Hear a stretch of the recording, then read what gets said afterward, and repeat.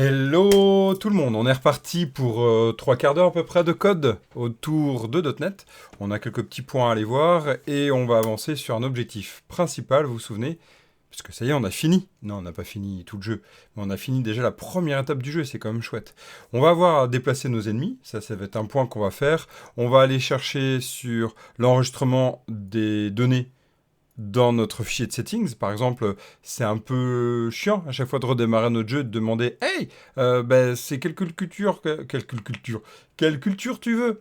Quelle est ta date de naissance? Bah là, l'idée en fait, ça va être de l'enregistrer en settings, même si c'est pas ce qui est le plus safe, hein, on va dire, parce qu'il suffit de modifier le fichier de settings. C'est pour montrer aussi comment on peut le faire et comment on peut le faire sans ASP.NET Core.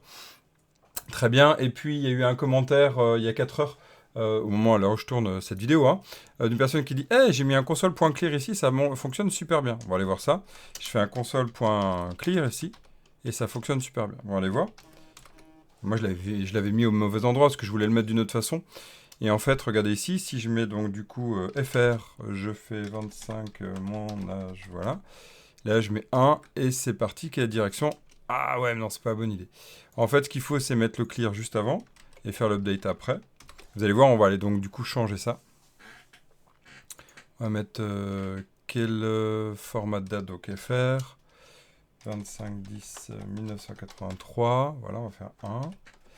Et là, ça y est, bah là c'est chouette parce que là, regardez, je peux me déplacer droite, droite. Voilà, et ça se rafraîchit bien. C'est sympa, non? Ok, on va essayer d'aller attaquer celui d'en bas. J'espère que je vais pas mourir cette fois-ci. Ouais, j'ai gagné. Sauf que l'inconvénient, c'est qu'on voit pas le combat.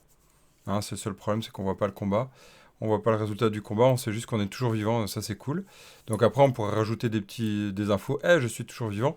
Mais vu qu'on rafraîchit, c'est sympa. L'inconvénient, voilà, c'est qu'on voit pas ça. On est dans une console, hein, donc on peut être vite limité. On pourra voir ça pour améliorer, mais ça m'aide. L'inconvénient de ce que je viens de montrer là, c'est que c'est pas une bonne idée. Parce que là, on est sur la console. Et en gros, faut pas le faire en fait. Ma ManGrid ne sait pas en fait comment rafraîchir. D'un point de vue, c'est sûr, hein, ça fonctionne, mais c'est pas bon du point de vue organisation de code. Qui est responsable de ça? C'est pas le ManGrid en fait. ManGrid, lui, il affiche juste, et quoi, il dit juste, ok, mets-toi à jour, moi je connais mon rythme, mets-toi à jour, c'est tout. Il sait juste qu'à un moment donné, on va appeler le displayer.update. Ça se trouve, il va faire des vérifications avant, après, mais c'est tout. Donc en fait, ici, le console.clear ne doit pas être ici. C'est dans le displayer update que là, nous devons le faire. Donc on va aller voir notre displayer. Et ici, c'est notre grid displayer. On va aller voir qui c'est qui le récupère. Ici, notre grid displayer, c'est ici, notre console.grid, voilà. Et donc là, on a notre displayer, et là, on fait un update. Donc en fait, ça va peut-être être plus ici qu'on va aller gérer ça. Donc par exemple, si ici, on fait un console.clear, par exemple, et on relance notre programme, on va faire FR, on va faire toujours pareil. Ok, on va faire 1. Et donc, à ta direction, bah oui, mais je sais pas. Donc, on va tenter de faire le clear avant. Je fais exprès, hein. Le clear avant, comme on avait fait. Voilà. On relance. FR. 25-10-1983. 1. Et c'est parti. Et donc là, je suis où? Je vais aller à droite. Et voilà, là, c'est bon. Ok, là, c'est beaucoup mieux. Parce qu'en fait, c'est bien le but de l'update. C'est bien ce but-là. C'est au moment où on rafraîchit la grille. Ok? Donc c'est bien le displayer qui décide. Il ne faut surtout pas le mettre dans la grid. D'accord? C'est un point important niveau séparation des responsabilités. Donc après, des fois, il y a des choses à repenser, hein, pour que ça fonctionne. Mais ça va être important. C'est qui fait quoi? Ben voilà. Est-ce que la grille a besoin de savoir qu'elle se rafraîchit Alors à ce moment-là, il faudrait faire un refresh. Par exemple, refresh des data. Ben, c'est l'update. Donc voilà, c'est cette idée. Qu'est-ce qu'on fait lors de l'update? Ben, c'est nous qui le décidons. Ok, ça va ça? Donc là, on va faire un petit fit. Alors, fallait faire une petite branche, mais on va le faire vite fait là comme ça. Normalement, on fait une branche, hein. Fixe, non, c'est même un fit parce que c'est une fonctionnalité. Clear, before, display, clear console. Display, grid. Voilà. Ok, ça c'est bon. Bon, alors qu'est-ce qu'on va aller voir ensemble? On va aller voir ensemble quelque chose qui est présent dans ASP.NET Core depuis le démarrage. En fait, d'ASP.NET Core, j'entends au démarrage de l'application, hein, c'est-à-dire toute la partie settings. Nous, en fait, ce qu'on aimerait, c'est qu'au démarrage ici, voilà, on va se remettre dans notre programme. Ici, dans notre programme, on va dans init motor. Avant de commencer, quel format? En fait, on va arrêter de lui demander ça, hein, parce que c'est bien beau, mais ça devient un peu ennuyeux. Donc là, on va aller faire en fait que cette culture, on va l'enregistrer une fois et c'est fini. Au redémarrage, on va aller vérifier si ça existe. Ok?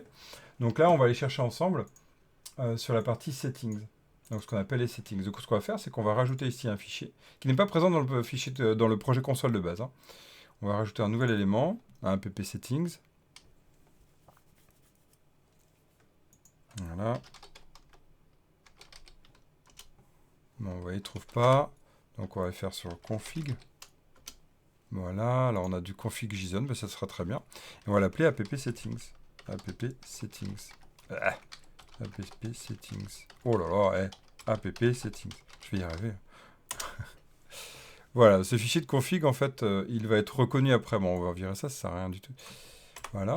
Et donc là, on va pouvoir mettre toutes les données qu'on veut enregistrer. Donc on va pouvoir mettre ce qu'on veut dedans. Donc par exemple, on va pouvoir dire tout ce qui va être démarrage, donc initialisation, init ou initialisation. Voilà. Vous voyez qu'il y en a qui sont déjà prévus de base, hein. Et parce qu'il le reconnaît en fait, Visual Studio, et il nous reconnaît qu'il y a connection strings, login qui sont présents. Et donc, nous, à l'intérieur d'initialization, qu'est-ce qu'on va faire? On va dire donc du coup culture. On va dire que la culture, elle est de, donc on peut mettre en minuscule, hein. On va dire que la culture, ici, elle est de, on ne sait pas, pour l'instant, on va dire fr. Et puis, ce qu'on va faire, c'est qu'on va dire la date de naissance, hein, birthday. Ok. Voilà, et puis là, elle est vide. Donc pour ça, il va falloir passer par le moteur, ici, passer par le moteur de configuration, qui existe, mais qu'il va falloir qu'on travaille. Donc on y va, on va prendre un builder, exactement comme ferait en fait .NET de base. On va prendre un builder, et on va prendre donc du coup une configuration builder. Configuration builder. Voilà. Là, il va nous dire, écoute, tu l'as pas, je connais pas, est-ce que tu pourrais rajouter? Donc on y va, on va faire installer avec le gestionnaire de package. Ok, donc des fois c'est bien avec Visual Studio, c'est qu'il nous propose ce qu'il y a à récupérer. On voit que là c'est la version 8, donc c'est impeccable. On voit que on peut même utiliser en .NET Framework, hein, à partir de la 4.6. Et voilà, on est bien, c'est impeccable. On fait installer. Donc comme d'hab, il y a l'installation, et des fois, il y a toute la partie licence. Là, il s'avère qu'il n'y a pas besoin. Et par contre, il y a le using, bien sûr, à penser. Ça, c'est le premier point. Le deuxième point, il va falloir dans notre builder faire un set, hein, ici. Il va falloir décider en fait quel est tout ce qui va être important à bien charger. Alors pour ça, on va aller récupérer une deuxième dépendance qui va s'appeler donc configuration JSON. Alors est-ce qu'il a... Ouais, super, il a. C'est cool.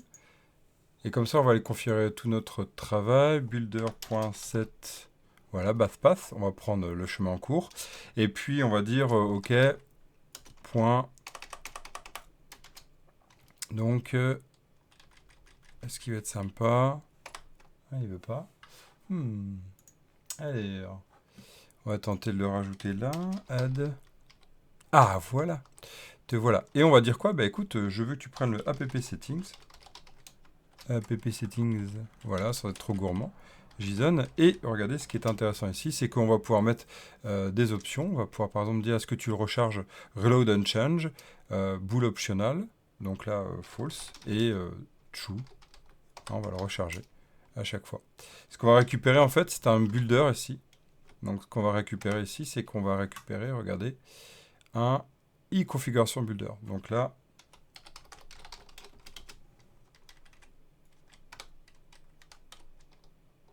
voilà, bon, l'inconvénient, c'est que ici, mon configuration builder, il est là. Je te fais F12, merci. Voilà, vous voyez qu'en fait, le configuration builder est un configuration builder. Donc, on peut récupérer ça. Là, il me faut mon point. Merci. On va le mettre plutôt là, ça sera mieux. Voilà, on est bien. Et donc là, on a récupéré notre builder. Et puis après, il suffit de faire regarder builder.build. Hein, c'est exactement le même principe, c'est déjà fait de la ASP.NET Core, hein, c'est le même principe avec la partie build, et on va récupérer notre configuration route ici, donc var config, var route config, route. Décidément, ça veut pas. Voilà, donc là, on a récupéré notre configuration. Et ça veut dire qu'ici, on va pouvoir regarder, récupérer var, par exemple. On va pouvoir récupérer notre app settings, initialisation. Ici, voilà, on va pouvoir faire, donc par exemple, date, birthday. Et on va faire donc root config. Et entre crochets, là, il suffit de mettre initialisation et birthday.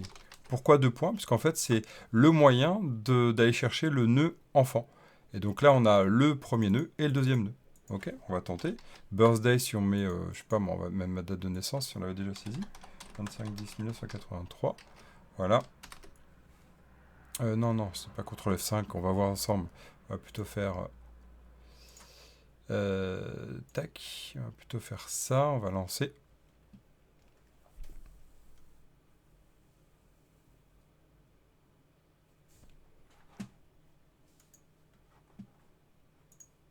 Mhm. Build. App settings JSON was not found on bin. Et oui, parce qu'en fait, on a oublié de faire un truc, c'est que lors du build, regardez notre fichier ici, app settings, on dit ne pas copier, ce qui est pas malin. Vous voyez, en bas à droite, vous voyez ma souris. Voilà. Ici, il faut dire copier, toujours copier ou copier que si ça a changé.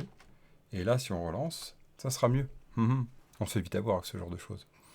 Ok, on y va, on retente. Voilà, là c'est la configuration, on récupère notre route et birthday, on a bien notre date. Ok, ça va sur ça? Ouais, c'est la première étape. D'accord? Donc après, ce qu'on va vouloir faire, en fait, à partir de notre configuration, c'est qu'on va vouloir essayer de choper ça dans un objet.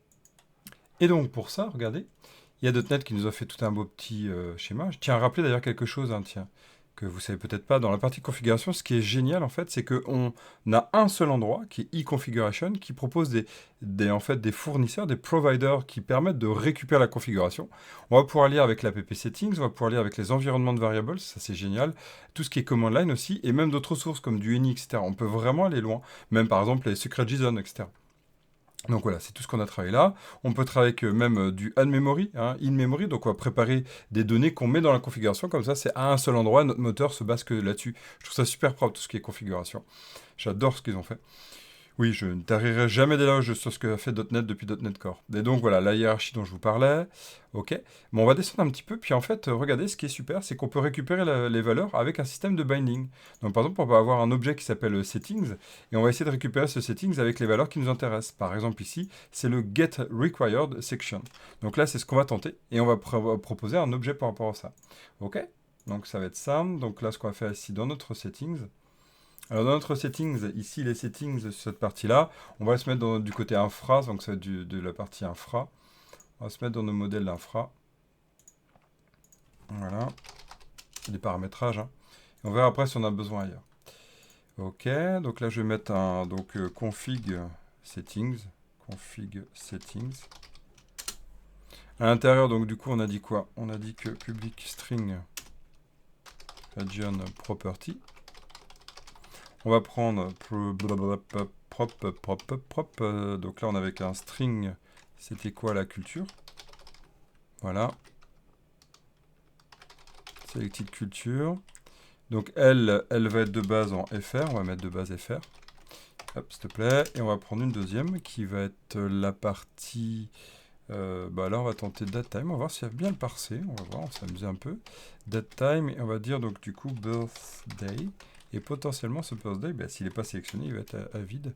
On va mettre en string, parce que ce que je crains en fait, c'est que notre cher ami ne récupère pas bien. Et donc là, on va dire que potentiellement, il est nullable. Ok? Voilà, donc notre config setting, c'est ce qu'on va tenter de récupérer. Alors on avait mis quoi? C'était pas selected culture, hein, c'était... On a mis culture, donc ce qu'il faut mettre. On va mettre culture ici. Voilà, et donc on va se mettre dans notre programme. Et là, à la place de initialize 2.birthday, on va dire, ok, on va prendre ma route config, .get section, ici, hein, si on reprend ce qu'il nous dit, regardez, get required section, ça dépend si elle veut qu'elle soit obligatoire ou pas. Get required section, donc get required section.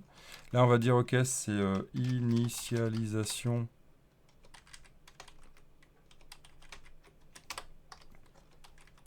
Initialisation. Ok. Et donc après, vous voyez ce qu'on va faire, on va récupérer le get. Donc get, et il va nous dire, ok, tu pars sur quoi? Et tu pars sur tel objet en fait qui t'intéresse. Ok, tiens. Initialisation. Point value. Alors regardez, get required section. La clé nous récupère une section. Et donc, bah oui, c'est le problème en fait de tout ça, c'est que, eh bien, on est dans une console qui de base ne le gère pas. Donc, on va devoir rajouter une nouvelle référence. On va chercher Binder. Alors, elle est là, vous voyez ici. Dans .NET, ce qu'ils ont fait aujourd'hui, c'est un point qu'il y en a qui apprécient, il y en a qui détestent. Toujours pareil, hein, dans le monde .NET, c'est du booléen, quoi. Et d'ailleurs, dans le monde informatique, c'est toujours du booléen. C'est soit j'aime pas. On va dire que bah, on peut se mettre un peu au milieu pour se dire que c'est bien pratique quand même, puis des fois c'est un peu ennuyeux. L'idée, c'est qu'ils ont splitté en plein de petits DLL. Plus c'est petit, mieux c'est, parce qu'en fait, on va diminuer comme ça la taille globale du bundle final. Donc là, ici, c'est ce qu'ils ont splitté, donc configuration.binder. Et donc vous allez voir, c'est ça qu'on va récupérer. Quand on est en ASP.NET Core, ce qui est super pratique, c'est que tout est déjà préparé. Hein, c'est le principe d'un framework. C'est que ça permet d'initialiser pas mal de choses. Donc là, on va pouvoir récupérer notre get. S'il te plaît. .get. Point. Ah bah oui, si je fais pas. Voilà.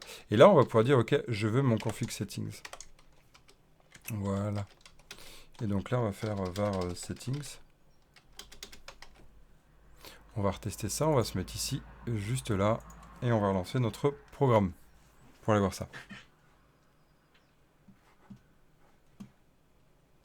OK, notre settings, on a bien récupéré. Et dedans, on a bien nos valeurs. Impeccable, non? D'accord? Donc ça, c'est une technique qui permet de lire un fichier settings directement. Dites-vous que tout ça, c'est préparé en fait par ASP.NET Core, si vous avez déjà fait, du ASP.NET Core, ok? Donc ça, c'est la première partie. On va pouvoir lire les données. Vous allez voir, on va améliorer le code après. On va pouvoir lire la donnée et puis on va faire, bah, en fait, si la dette n'a pas été saisie, on va déjà la demander. Et puis si la dette a été saisie, on ne va pas demander, ok? Voilà, donc là, on va le faire from scratch. Hein. If settings.birthday.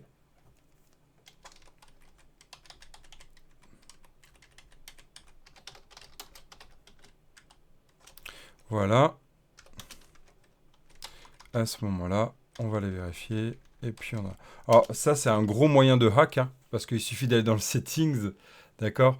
Et c'est fini. Je mets ma date, puis ça y est, je vous repasse le système. Donc en vrai, il y a d'autres systèmes, il faudrait quand même qu'on récupère ma date et qu'on vérifie. Donc en fait, l'idée, c'est que plutôt que ça, on va quand même faire un système comme ça. C'est-à-dire qu'ici, on va aller vérifier notre système. Ah, c'est sur la culture, donc c'est pas celle-là. Pardon, ça c'est sur la culture. Voilà, sur la culture, ici. Donc ça va être plutôt culture. Settings.culture, voilà.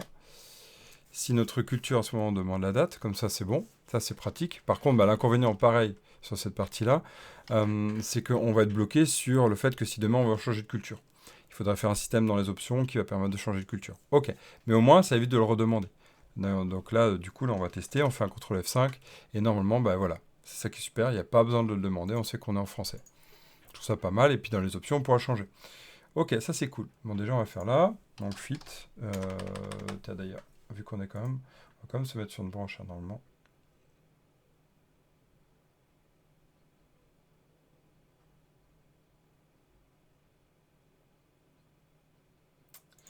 On va faire une branche, donc, qu'on va appeler load config from settings. Voilà. Load save. Ok. Oui. Très bien. On y va. Tiens, le run games qui est toujours là. Display end of game. Le dernier c'était fit display end of game for now. Ok. Et donc normalement dans le master. Non, annulé. Ok. Bon, bah après si je la supprime. Ok. Donc après, regardez, on a fait un système qui est le suivant. C'est que... Ah bah zut, j'ai fait une petite erreur.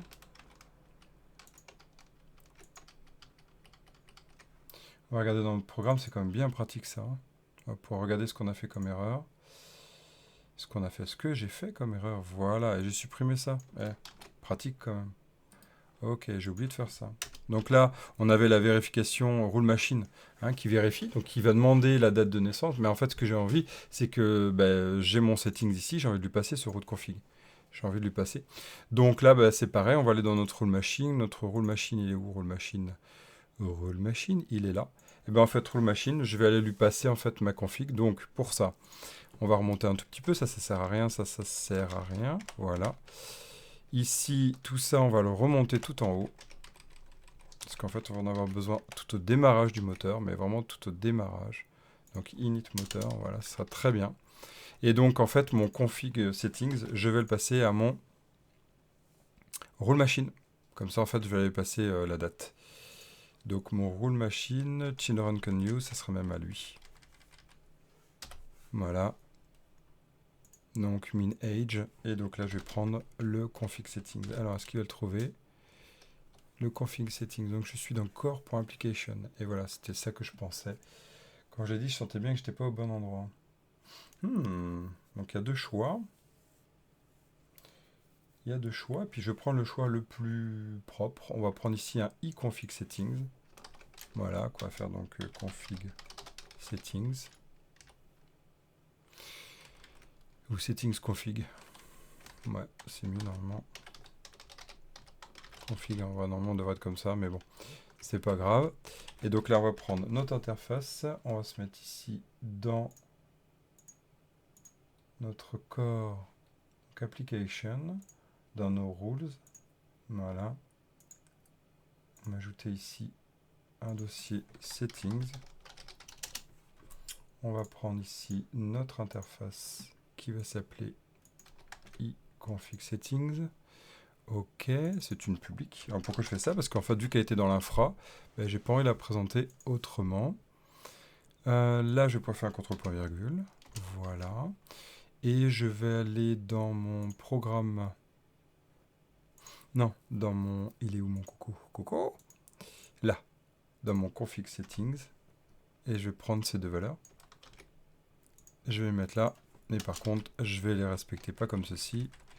Je vais dire qu'en fait, il y a ça. Je vais enlever ça. Je vais enlever ça. Voilà. Mon config settings est bien défini. Ok. Et donc, dans ma roue, je dis, écoute, j'ai besoin de ça. Alors, qu'est-ce qui me pleure? Eh bien oui, parce qu'en fait, j'ai fait un constructeur par défaut. Un deuxième. Donc, je vais avoir besoin de passer ma config. Ici.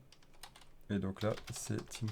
Vous vous rappelez, c'était le moyen, depuis notre .NET 8 ici, de passer par le constructeur par défaut.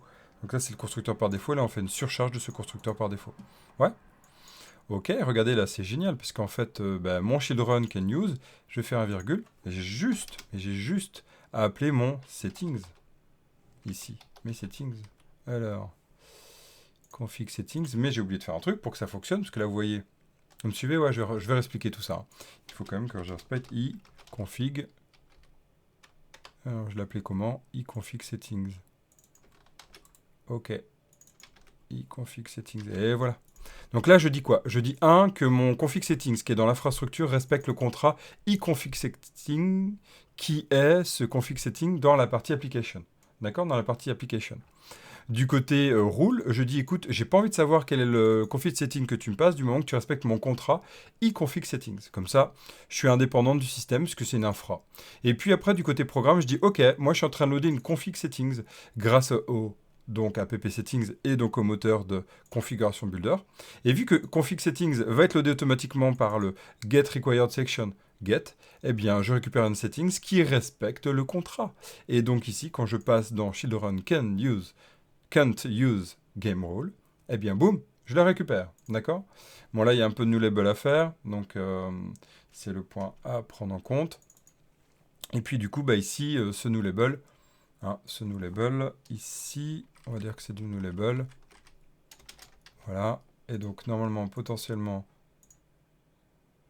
config settings, qu'est-ce que tu me dis? Non lu, ok. Et donc c'est ici qu'on va pouvoir utiliser. Ok, donc là on va faire quoi? If display together, blabla, blabla, ok. Display to user, date de naissance, date time. Et puis là, en fait, il suffit de... Alors, il y a plein de possibilités. Encore une fois, on peut fabriquer de manière beaucoup plus élaborée que ça. On va pas s'embêter à cette étape-là. Ici, on va juste faire quoi? On va faire if, donc, config, settings, if config settings est égal à est différent de nul.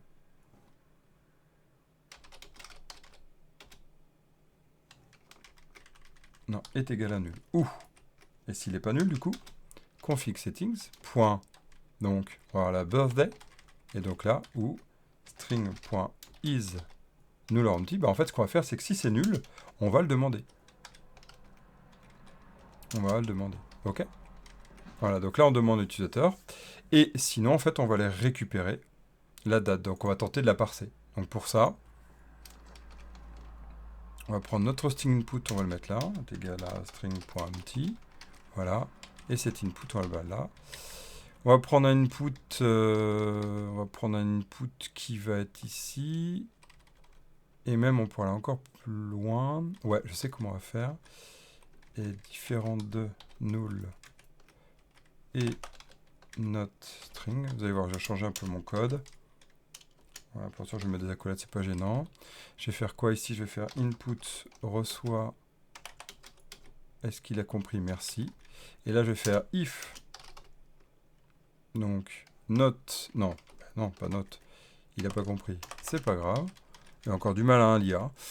Voilà. Donc, du coup, premièrement, je prends mon input. Si j'ai bien ma donnée dans mon setting, je vais la récupérer input. Et si cette donnée n'est pas vide, eh bien, en fait, est vide, pardon, à ce moment-là, je récupère. Mais vu qu'elle est vide de base, eh bien, hop, je vais le demander à l'utilisateur si c'est pas le cas. Et voilà, on a fini. Donc là, on va tester. On va tester. Donc là, vu que normalement j'ai une date de naissance, je vais pas leur demander. Ben voilà, c'est pas mal. Hein. Alors maintenant, on va tester un tout petit peu plus loin. On va faire 2024. 2024. Là, je suis vraiment très jeune. Je suis pas encore né. A priori, tu saisis ma date de naissance. Bah voilà, au moins, on a une protection quand même voilà, qui est pas très forte, mais au moins, même du côté settings, on nous embêtera pas. Ça va sur ça? Ouais? C'est cool, ça fait déjà une petite demi-heure, on a réussi à travailler sur les settings, c'était ça que je voulais vous montrer. Voilà, ça c'est le point qui était intéressant sur cette partie. Les autres points, j'espère aussi.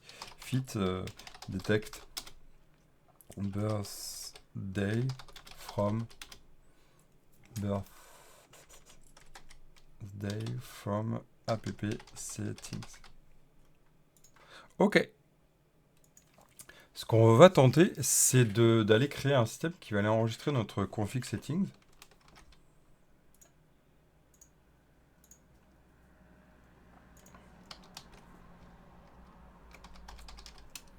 Donc celui-ci en fait va être là pour aller enregistrer ce qu'on va faire. Donc ça va être une classe pour l'instant, une interface. Saver. Donc ici une region public methods. Et donc il va y avoir une interface, c'est l'habitude. Ici, void save. Donc on va prendre le chemin et on va prendre nos données. Hein. Donc ça va être iconfig settings. Donc on va enregistrer ces données sur le chemin précis, d'accord? Donc là, ça va nous permettre d'aller travailler sur ce système-là. Sur notre shield run, eh bien on va en avoir besoin. Puisqu'en fait, l'idée, c'est que ce saver, donc config saver, eh bien, on va aller le passer dans l'hypothèse, hein, c'est ça qu'on va aller travailler. Voilà, on commence à avoir beaucoup de config saver. On pourra même améliorer ça en se disant que le config settings et config saver, on pourra l'avoir les deux. C'est un config manager, quoi. Et j'aime pas le manager. Mais c'est cette idée-là. Donc là, le config saver, eh bien, au moment où on va demander à l'utilisateur, si c'est bien valide, eh bien, on va aller enregistrer les données, a priori. Donc si c'est valide,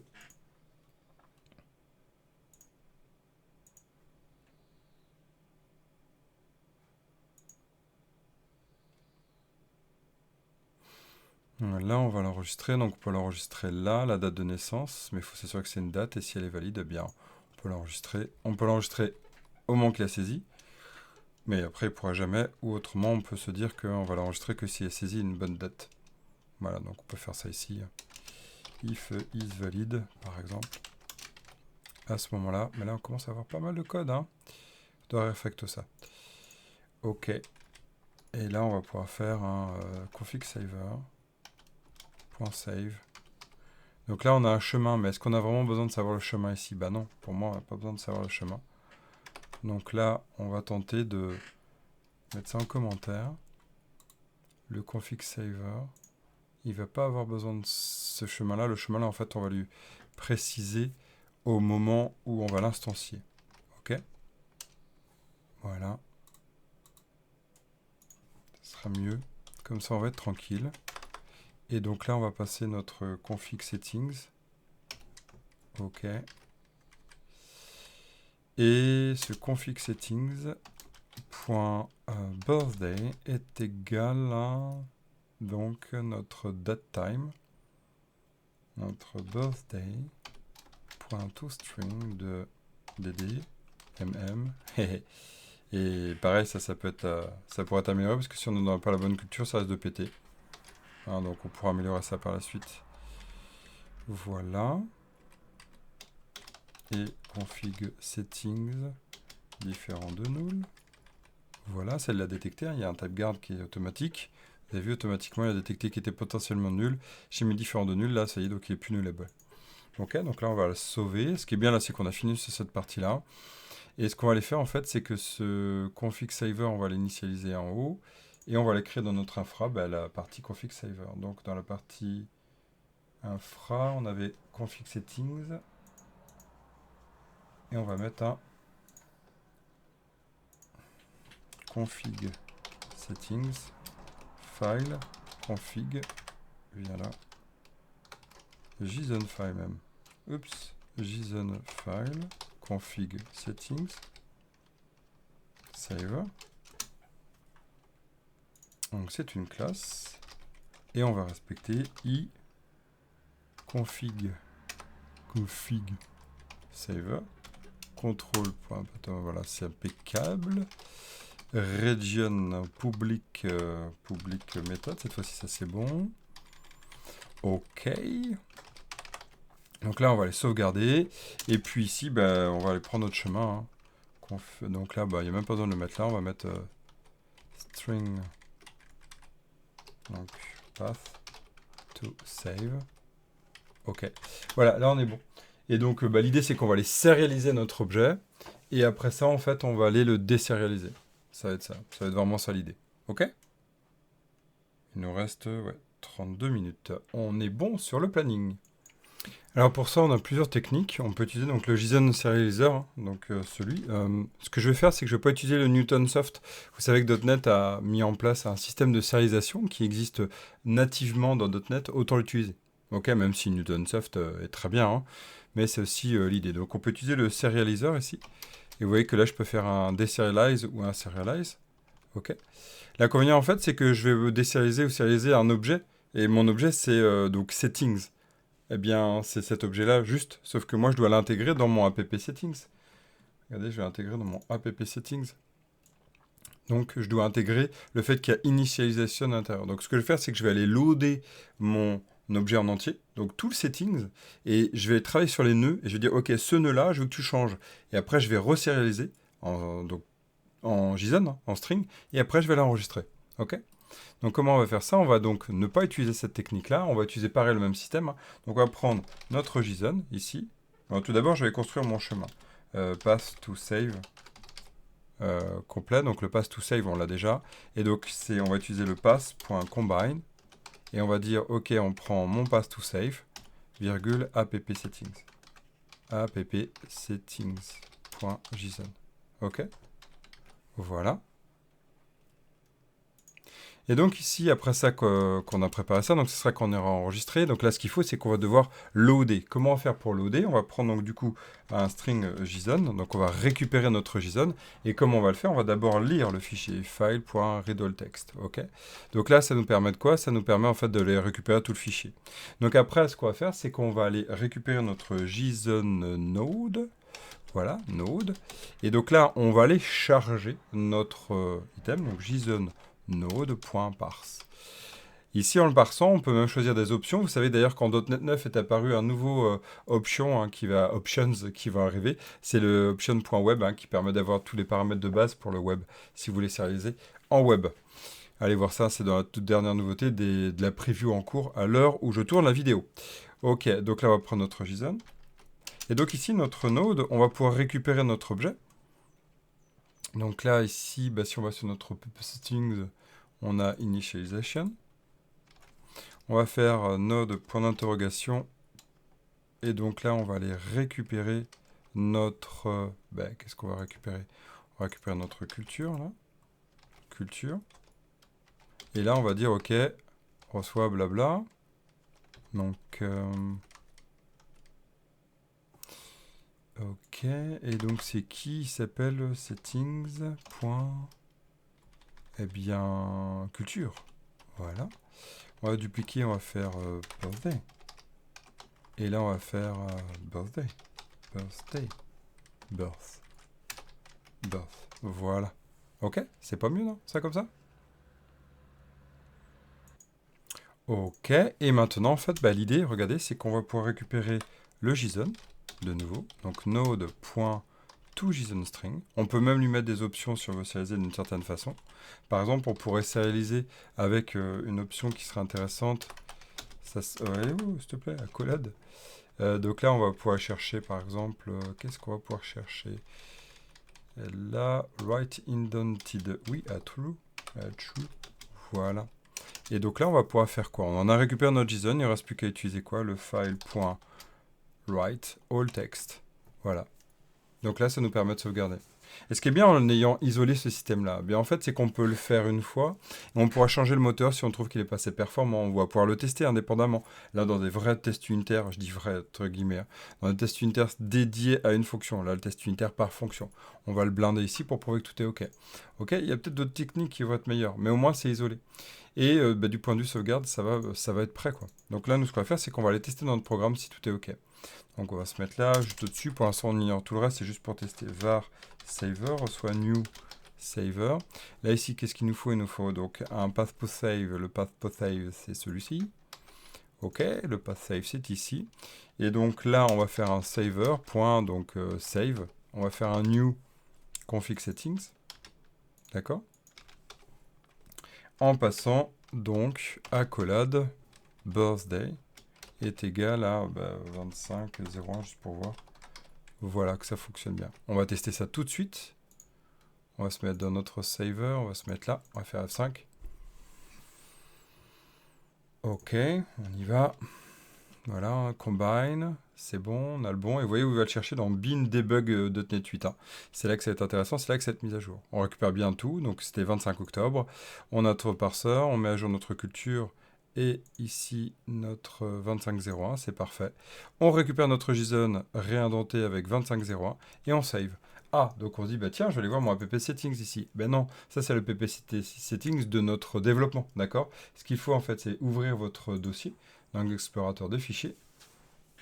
Le temps que mon disque dur se réveille. J'ai un DD 1AS à côté, donc il met toujours un petit peu de temps. Allez. 3 heures plus tard, voilà. On va dans notre bin, dans notre bug, dans notre .NET 8 et on va regarder le app settings. Et normalement, ça a bien été mis à jour. Ok? Ça va? Voilà, donc là c'est bien, on peut arrêter ça. Donc là, on a tout bon. Dans notre programme, on va pouvoir virer ça. On va pouvoir faire un view saver, c'est parfait. Et donc en fait ici, vous voyez là, ça plantait. Donc pour les tests, je l'avais enlevé. On va mettre un saver. Et à la place du nul ici, on va mettre saver. Et voilà. C'est pas mal, non? Donc ici, si on regarde, on a bien récupéré notre config saver.